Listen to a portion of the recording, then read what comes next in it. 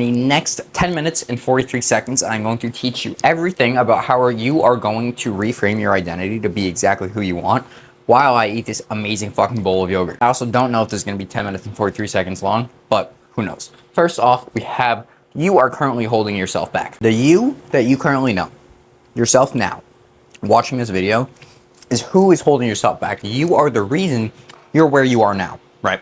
So if you want to reframe your identity and you want to be where you want to be, you need to change. That's step one. That is the foundation of what you're laying out so you can be a new person.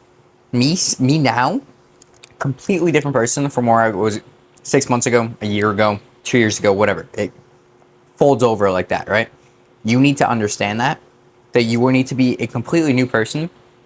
You're going to need to sacrifice things. You're going to need to get rid of any balance you have in your life of whatever that might be if you really want to be successful in any aspect of what you want to do, and that is really be successful. These three subtopics. First, the invisible script. What that means, right? What the fuck is an invisible script? The invisible script I currently have is what I think and what excuses I make for why I'm not doing things. So I tell myself I'm doing enough work, but my results and proof don't show that, right? If I was doing enough work, I would be signing more clients, making more money, living the life I want to live, but I'm not. So that's why I need to change. And me actually getting rid of that script and switching that script to where I want it to be is me simply putting in the work.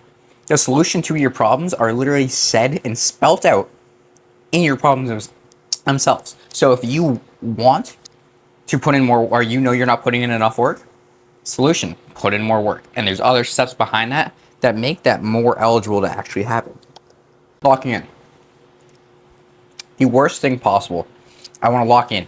Tate, I really want to lock in on my diet. I really want to lock in on my workouts in the gym, my body. Guess what? You locking in ties in with this. You saying I want to lock in is that invisible script. And what does that do for you? It's the same cycle over and over and over again. You wanting to lock in is just you repeating the same cycle of you going to the gym for a week and then falling off. You eating healthy for a week, no fast food, nothing like that, then falling off again. I've seen it hundreds of times. By the way, I forgot my bananas, and I'm really upset about it. So I loaded up with honey and blueberries, which doesn't counter it, but makes it better. And third is the cost, right? What is the cost of you being where you are now? The cost is future pacing yourself to where you could be. For the past 6 months, if I've been working as hard as I know I should be, and harder than I am working now, I could be a year in the future already, right? I could be signing 10 clients a month, but I'm not. I'm not nowhere close to that, right? Because I haven't mastered these yet. Granted, I don't say this anymore, so that's crossed off. Let me actually do that now. I don't say I'm locking in anymore. It's the worst thing you could possibly say, and I haven't said it in months, right? That's off the table. This is what I need to work on because this is so heavy. And follows that with the small actions. Step 2 is actually when you get up, when you start climbing that mountain, after you have the foundation.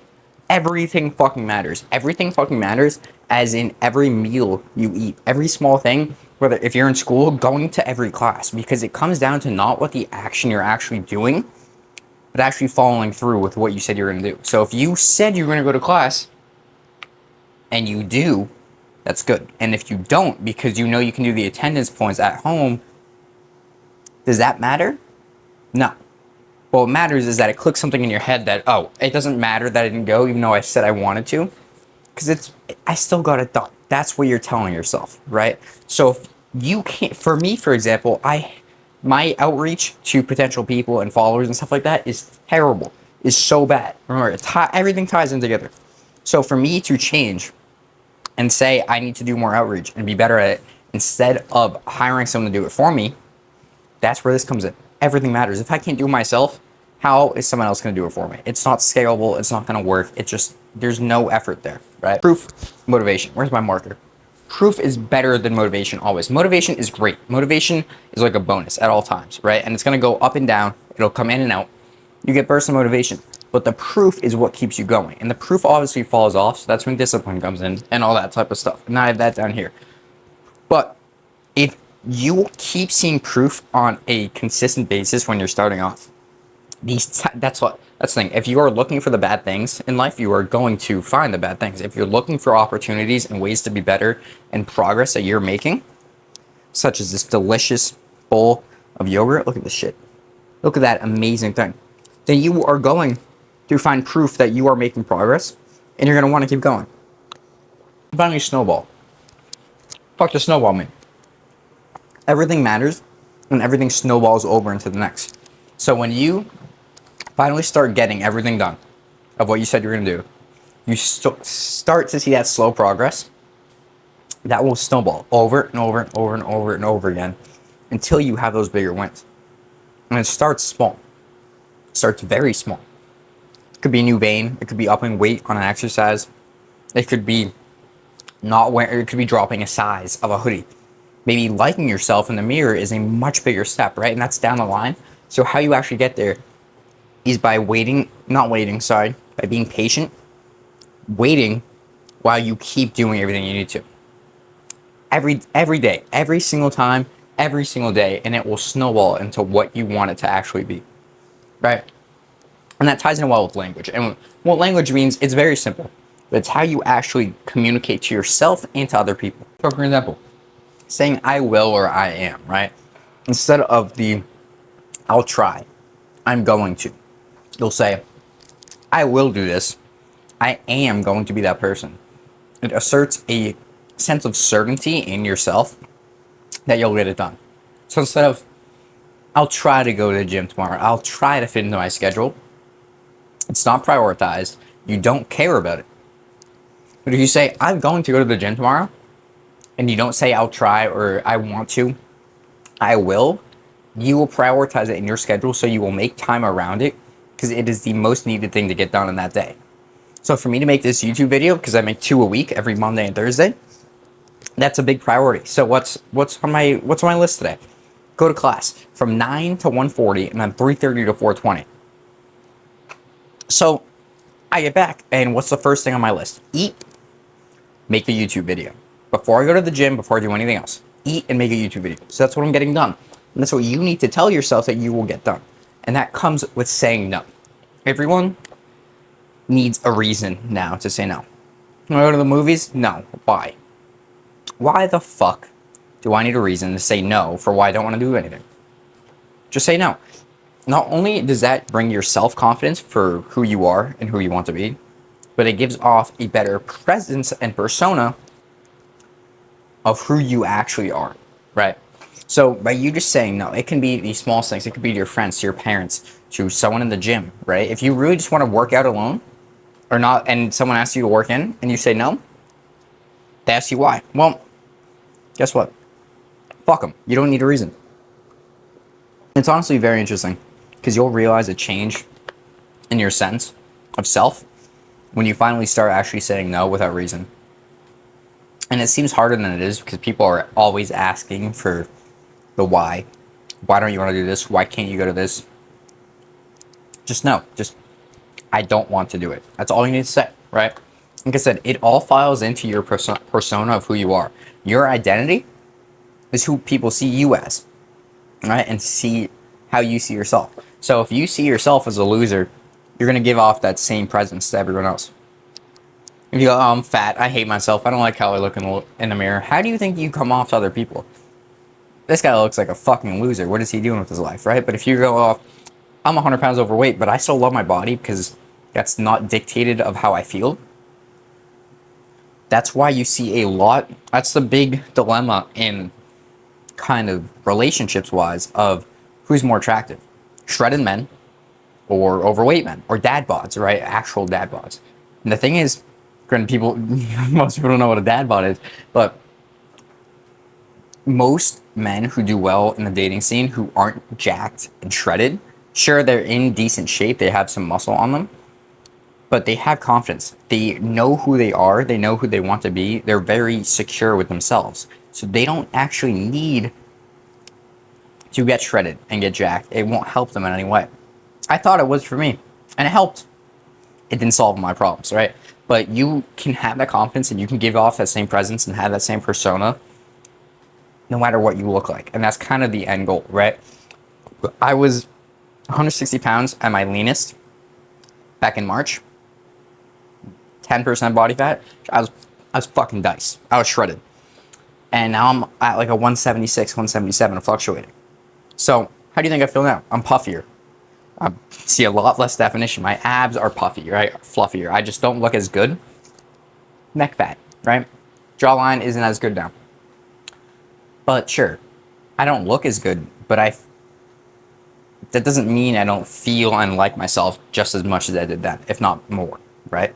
Because it proves to myself, it proves to me what I really know about me and how I am. So, and all that comes in to building confidence through identity. That's what I'm trying to tie into. Your confidence does not come with how you look and what you're told. It comes with how you feel and think about yourself. Your physique process is better than outcome and discipline. My God, I sound like I have autism. That's your physique is exactly what I'm saying. Your physique does not dictate who you are. And a lot of people think it does. It's not even connected. Two different families, right? But the process will always be better than the outcomes. It's like that you have to enjoy the journey, not the result, not the finish line. So if you actually fall in love with making progress, and you fall in love with the process of improving yourself, the outcome won't matter because you are constantly achieving the outcome. If every day you like enjoying who you are and improving yourself, that's the outcome. The outcome is liking who you are and gaining that confidence and gaining that sense of self-esteem and self-identity and who you really are. So if you're already there every single day, that's all you need. I don't know if that makes perfect sense. I'm trying to put into the words as best as I can say it while I'm eating this delicious bowl of yogurt. Regardless, nothing's there without discipline, right? And like I said, motivation's great. Motivation's phenomenal. But think of 100% is your normal working. Motivation will bring you to 120%, right? It's going to give you a lot more. But you can't rely on it. And a lot of people do, especially when they're starting. The hardest part is to start because you won't always have motivation. You won't always have discipline. You definitely won't have discipline at the start. You need to rely on the proof and the small things that will snowball over to when you will fall in love with the process. Discipline will come in to take over and you will keep doing that, right? And that falls into what are the actual payoffs of, actually shifting your identity of who you are. And there's three main things that I try and think of. First, sustainability. If you transform yourself into who you want to be, you're going to be a lot more sustainable in your life of what you want to do, right? No matter what you're doing, fitness, business, whatever, doesn't matter. You're going to have a sustainable sense of what to do and where you are to make progress and be successful. But that ripples over, like I said. You having that confidence of your body is going to fall over into your social life, right? People are going to look at you differently. It will fall over into your business life. You will get better work. Maybe you get a promotion. You come off better. All this type of stuff is connected. Every single thing is connected because everything matters. As simple as that. And actually becoming the person that you want to do or you want to be instead of just doing the things to be that person, if that makes any sense. So instead of, you know what, I'm going to go work out. I'm going to become a lot healthier, more fit, stronger. Not just I'm becoming. It's language, it's payoffs. A little way I like to think of it, if you have ever played video games, think of your prestiging, right? You maxed out. Think of that in a more optimistic manner. Your current self is maxed out. You can't improve anymore. So how do you actually get better? You have to prestige, go back to ground zero, and you have boosts, right? You have whatever game you play, you have that prestige boost, so you make progress better and faster. And instead of this being your ceiling, this is your ceiling. And you might reach the top of that, and you might have to do it all over again. But guess what? It has to be done. You can't stay where you are forever because you're going to be stuck. You are going, and unless you want to live the life where you're miserable for however old you are until you die, it's literally printed out for you. This is everything I did. Had this in my notes for like 4 years now. Tiny bit different, but basically the same thing. The past 4 years for exactly what I followed. Again, from this little fucker to where I am now. It doesn't happen overnight, but you need to stick with it because the hardest part is to start. And don't say I'm going to start tomorrow. Go for a run now. Don't say I'm going to fix my meal plan, my next grocery shop. Toss everything out. If it's bad, go now. There's always an excuse for something that you do not prioritize enough. That is all. If this helped you in any way, would appreciate a subscribe, like, comment, whatever like that. My DMs on Instagram are always open. Shoot me a question. I'll happily respond. And yeah, screenshot it, look at it, comment, ask me questions about it. If you want to change yourself and you want to shift your identity to become a better person, that's what you need to do.